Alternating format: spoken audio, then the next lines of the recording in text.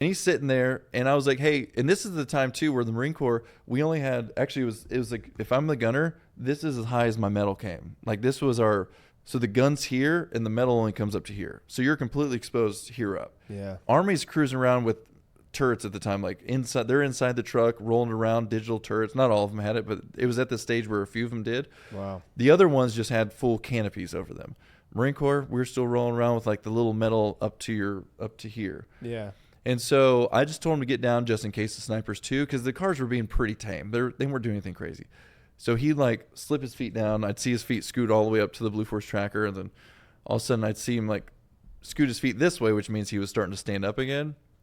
And I was like, Luke, I was like, you want to end up on my arm, don't you? And he like looks down. He's like, it'd be an honor to be on your arm, Corporal Casper. And then he waves him again, and then he sits down for a minute, and then a sniper shot and killed him. And so it was 10 minutes after that he was shot, and I had the bullet in my pocket for a while because he was holding the gun, the 50 cal like this, and you know how we had the side sappy plates? Yeah. So it went between that, like this 4-inch gap right here. The sniper hit right here, both lungs, and it was embedded in his arm over here. And so like I had that bullet in my pocket for a little bit before I had to turn it over, but he went straight down in the truck. You couldn't tell. It was like being at the range when you're pulling down the things. Like, you know, the rip of the when the bullet hits the paper, there's like that sonic rip of the paper. Yeah.